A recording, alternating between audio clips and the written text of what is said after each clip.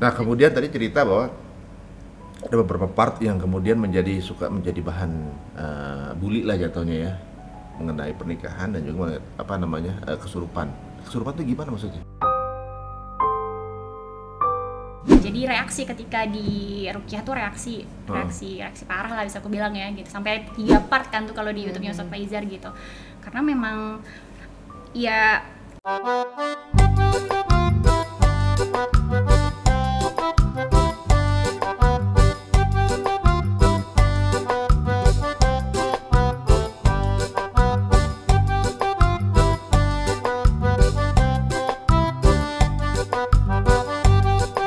bisa ngedapetin tahap fase yang akhirnya udah nggak nanya-nanya sama Allah kenapa aku diuji, kenapa aku ini, tapi udah sampai tahap yang tadi pelajaran terus ada Al-Baqarah 155 ya, itu terus dan lain sebagainya. Itu berapa lama dan gimana untuk ngedapetin itu?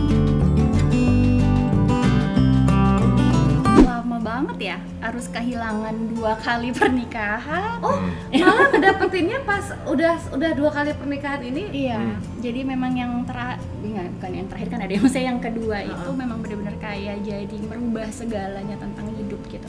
Jadi kayak ngerubah konsep. Banyak pelajaran. Iya, banyak pelajaran banget tentang kehilangan, tentang cara menghadapi ujian, tentang menghadapi orang lain yang nggak mungkin kita nyenengin semua orang. Pasti akan selalu ada aja yang nggak seneng sama kita. Bagaimana caranya supaya bisa tetap, yang penting aku dekat sama Allah, yang penting Allah tahu apa yang aku perjuangkan. Jadi kayak gitu lah, diluruskan niat lagi apa karena Allah. Jadi hikmahnya besar dan itu panjang karena diuji banget sama 155 tadi itu Al-Baqarah.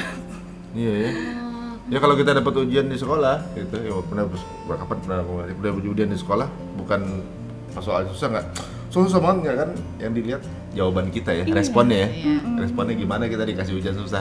Iya, dan ternyata nggak jauh-jauh ya ke Quran. Jadi dan itu terjadi setelah merubah hidup untuk kalau ada apapun larinya ke Quran lagi. Karena selama ini baca Qurannya masih salah.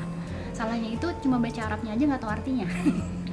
Jadi nggak jarang baca itu aja. Iya, nggak jarang baca tafsirnya, terjemahannya gitu tuh nggak bener-bener ditadaburi dengan baik.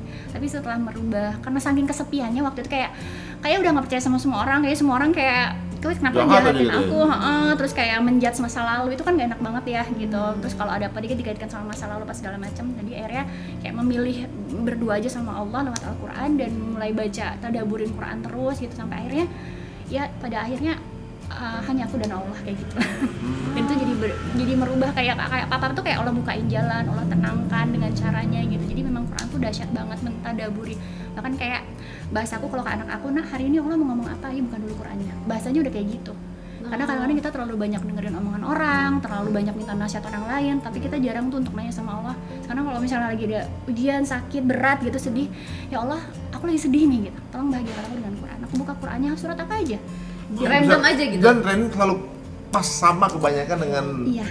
Dan nggak pernah gagal, nggak pernah salah, nggak berhasil untuk membuatku lebih semangat lagi, lebih tenang lagi, dan bisa kayak memberhentikan air mata seketika. Masya Allah. Dan biasanya kalau misalnya pagi itu aku selalu bilang sama anak tuh, nah ayo sebelum keluar ya, sebelum ke tahfiz, pagi ini Allah mau ngomong apa? Dan nanti biasanya siangnya, malamnya, sorenya Allah tuh kayak kasih prakteknya dari ayat yang aku baca paginya.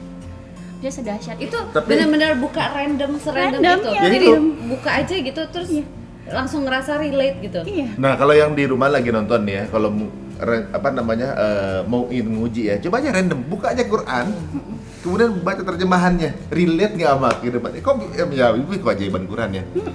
Dibuka kita lagi ada masalah apa gitu, lagi isoman apa segala gitu, lalu buka terjemahan itu kok bisa relate sama lagi bisnis gitu misalnya.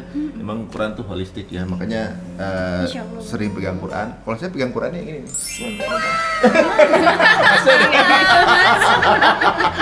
Kalau Quran sebenarnya dari Allah ya. Karena memang ini ya, memang kadang gini, ada orang yang bilang gini, bahasa Quran tuh sama bahasa manusia tuh jauh banget, jadi kayak bingung gitu. Tapi sebenarnya ketika kita baca, walaupun ya memang ada orang yang maksudnya dikasih ilmu yang lebih untuk bisa benar-benar ngedalemin, kan bahasa Quran itu kan memang luar biasa gitu ya, benar-benar apa maknanya tuh dalam banget. Holistik. Ya holistik kan, maknanya dalam banget. Kalau kita manusia biasa yang ilmunya masih ya seadanya gitu, ngebaca emang bener ngebaca itu Walau karena bingung tapi tetap masuk sih emang. Iya, maksudnya kita terjemahin dengan bahasa yang kayak Ya, semampu kita diterjemahin, aja paham. Tapi kalau didetailin lagi lebih ajaib gitu maksudnya. Iya. Oke, ternyata ini Iya, maksudnya iya. ini maksudnya ini gitu. Yang wow lah begitu aja. Satu hurufnya aja ini ada maknanya loh gitu Iya. kan. Nah, itu kan Oke. setelah tadi saya mau nanya gitu, kenapa setelah berhijrah malah cobaannya bertubi-tubi gitu kan? Salah berasa nggak sih ngerasa salah hijrahnya apa segala apa langkah dia jalanin salah itu nanti udah jawab langsung tadi kan ibaratnya berbagai cobaan datang silih berganti kan ketika cobaan yang satu selesai bukan berarti kemudian nggak ada lagi besok ada cobaan lagi yang nggak kalah serunya juga gitu. Nah tadi bilang katanya orang suka menjudge masa lalu gitu suka emang apa sih yang sering dijudge sama orang gitu? Dia mah koin cerai mulu, misalnya gitu.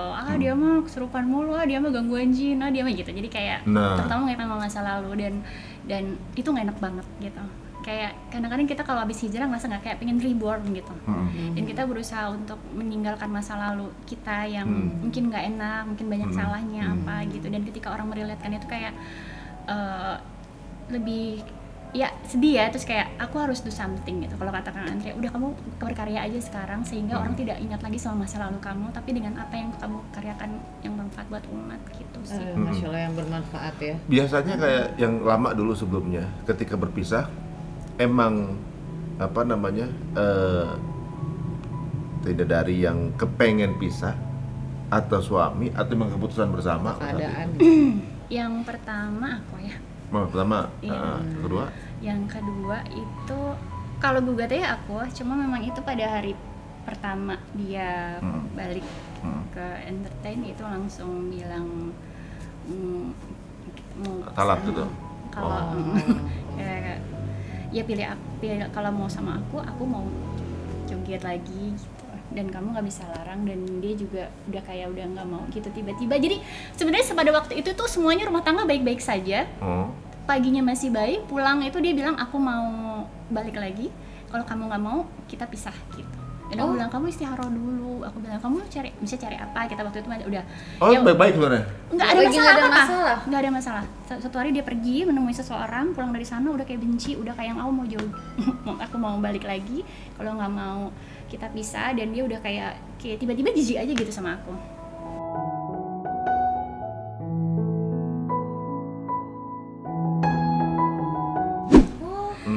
Jadi bener-bener apa kalau istilahnya shock banget ya. Iya, Maksudnya shock kan kemarin baik-baik aja terus tiba-tiba Dan dalam beberapa hari menuju hari tayangnya itu udah berusaha untuk ayolah gitu.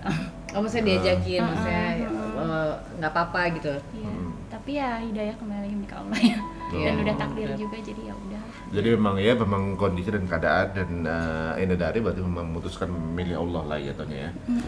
Nah kemudian tadi cerita bahwa ada beberapa part yang kemudian suka menjadi bahan bully lah jatuhnya ya mengenai pernikahan dan juga kesurupan. Kesurupan itu gimana maksudnya? Ya gangguan jin gitu kan. Mungkin teman-teman ada yang suka lihat waktu aku terapi sama Ustadz Faizar yang aku mengizinkan untuk ditayangkan. Jadi reaksi ketika di ruqyah tuh reaksi parah lah bisa aku bilang ya gitu. Sampai 3 part kan tuh kalau di YouTube-nya Ustadz Faizar gitu.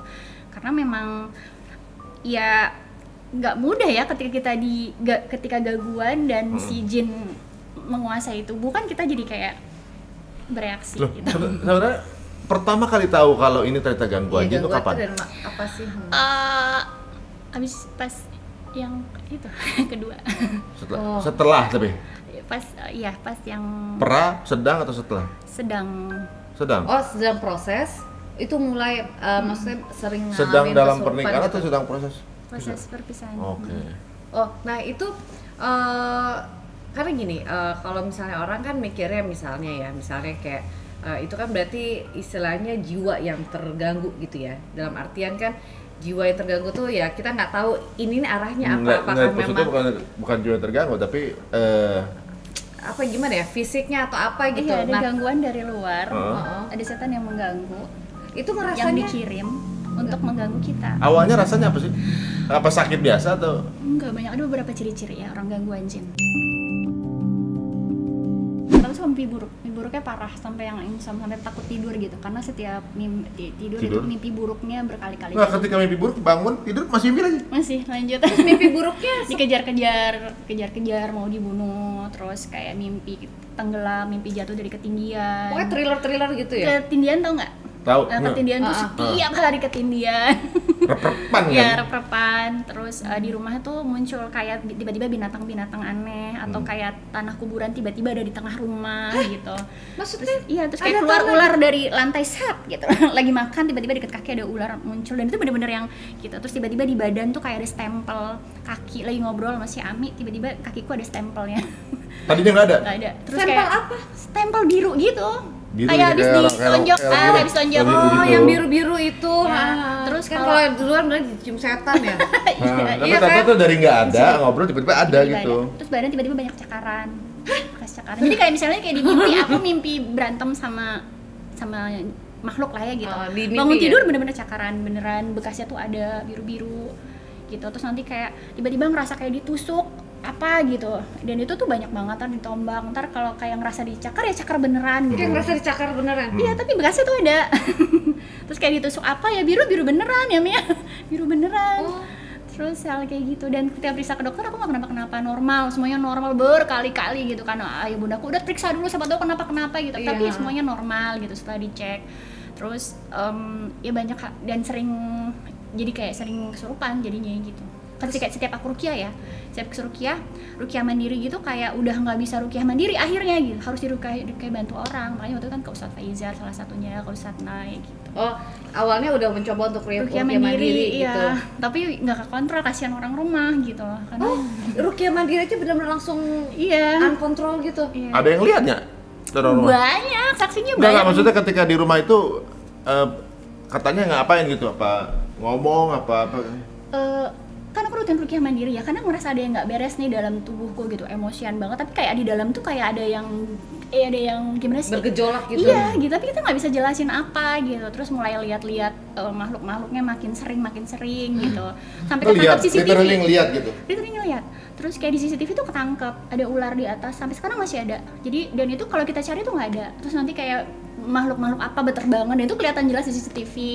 Tapi yang bisa lihat tenda dari doang atau semua orang bisa? Ustadz Faizal pernah lihat kok, sampai sama Ustadz Faizal di ruqyah sampai atas, udah hilang 30 menit muncul lagi, sampai udahlah biarin aja, akhirnya digituin. Capek ya gitu. Berarti udah banyak banget dong itu. Banyak.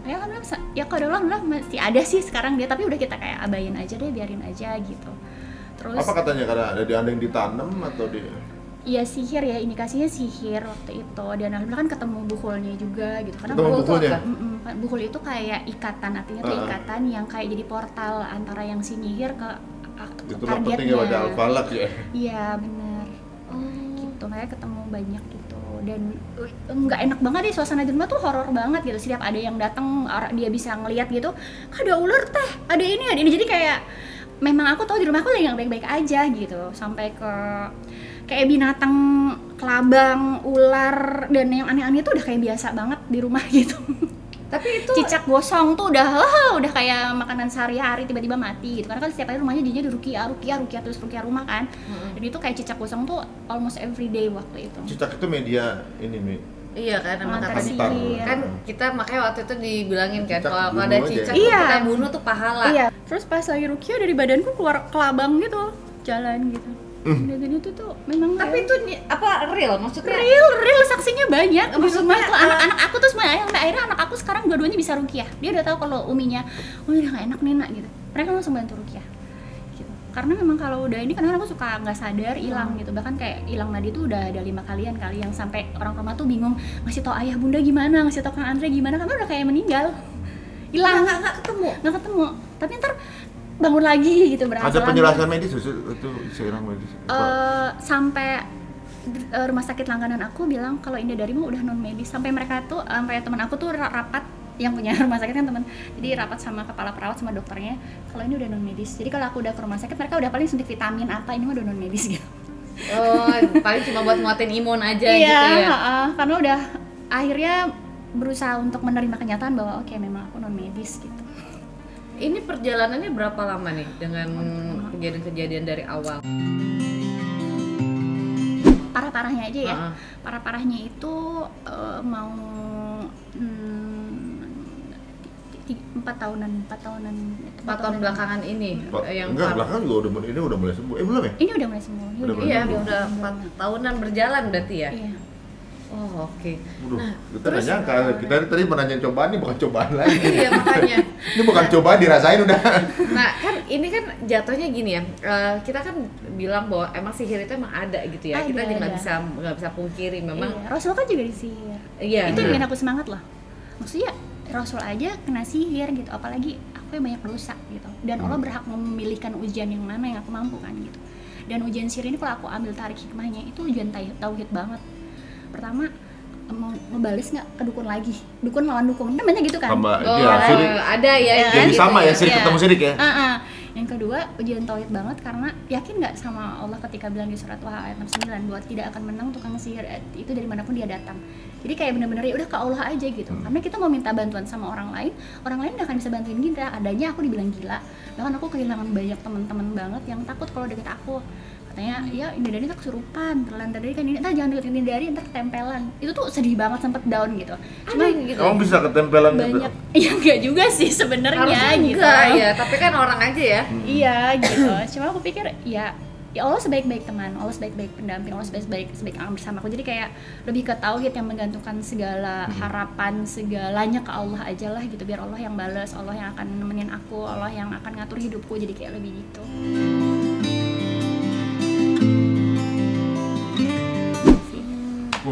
Ternyata ya. Iya. Ya, Nggak, makanya aku tuh kan kalau kita belum jarang ya yang punya, ya maksudnya mungkin ngerasain, tapi orang kadang nggak tahu kalau itu sihir. Ada Banyak juga loh, kan. di luar tuh banyak loh. Nah, ada nggak ngasih advice? Mungkin ada banyak yang punya masalah yang sama misalnya ya. Nggak sadar kalau itu adalah kiriman sihir gitu, atau juga mungkin nggak tahu mau kemana, mau ngapain. Dan apa yang harus dilakuin pertama kali? Yang pertama kali yang jelas taubat. Karena segala musibah terjadi gara-gara Karena dosa kita, ya, Iya. sepakat. Jadi taubat dulu, lalu mulai ruqyah mandiri ya, back to Quran lagi, gitu. Pakai surat apa aja. Kalau mau dahsyat sih Al-Baqarah. Aku pernah tuh yang parah-parahnya, abis aku divorce yang kedua itu ruqyah. Abis ruqyah tiba-tiba muncul binatang bentuknya kayak tambang tapi ada mata. Nah jadi kayak tiba-tiba tuh Allah munculkan aja gitu buhul-buhulnya gitu. Ngelihatnya gimana? Ngelihat Nemu aja di belakang jendela aku gitu. Setiap abis ruqyah itu selalu Allah munculkan. Karena kan kalau kita lagi kena sihir, kita lagi kena santet, itu tuh kayak kita harus nemuin tuh buhulnya gitu. Entah itu buhul yang kelihatan ataupun yang gaib gitu. Berusaha untuk menghancurkannya. Karena kalau itu belum ketemu, tuh aku ngerasain banget ya. Itu kita tersiksa banget gitu. Kayak capek, abis selesai kena lagi gitu. Jadi buhul itu tuh kayak kayak ini buat naro sinyal Kayak portalnya. Dia bisa masuknya itu dihancurin dulu gitu. Gitu. Maka orang kadang suka ngelempar sesuatu itu Iya. buat biar lewat. biar naruh di rumah. Tetangga aku gitu ya. kenyang banget. Udah kalau rumahnya Ibu Indah Dari itu udah kalau maghrib itu udah kayak bola api tuh banyak di sepertiga malam tuh juga kan bola api. Lihat kunti lah di rumah aku, pocong, ular apa gitu tuh kayak tetangga tuh udah biasa gitu karena udah tahu gitu bahwa rumah ibu lagi diserang. Ada apa gitu? Ada apa sesuatu di masa lalu yang bikin orang tuh orang yang ngirim tuh sampai segitu bencinya gitu, atau juga segini obsesinya gitu kan gitu. Jangan pernah dipelet juga lagi. Iya pernah. Wah, kan loh. Apa yang belum coba? Teman-teman yang punya pengalaman gaib apa semua coba tolong. Apa ini bukunya yang udah jadi nih? Cinta Kita karena dipelet, bisa karena disantet. Astagfirullahaladzim. Tuh. Ini ada tulisan lagi, sebuah novel based on true story. Entah itu based on true story-nya Teh Indah Dari atau siapa, pokoknya ini based on true story gitu ya. Oke, ini kan serangan kebanyakan tuh kan karena gini ya. Ketika serangan itu motivasinya untuk menghancurkan, berarti kan ada sesuatu kemarahan atau juga mungkin sesuatu kebencian misalnya gitu kan. Itu kan beda dengan pelet. Kalau pelet kan sesuatu karena biar dia justru dekat gitu kan. Nah, kita bahas yang pelet dulu apa ini dulu?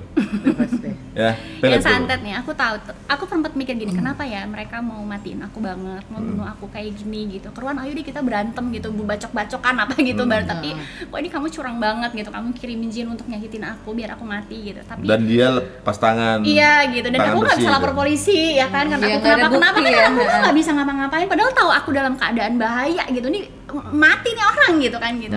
Dan akhirnya aku ngambil kesimpulan bahwa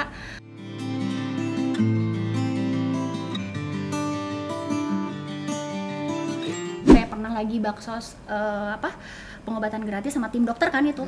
Ini tuh darah tuh nggak berhenti dari mulut gitu, dicek ini nggak ada lubangnya loh, nggak ada luka, gusi nggak apa-apa keluar, dan itu terjadi setiap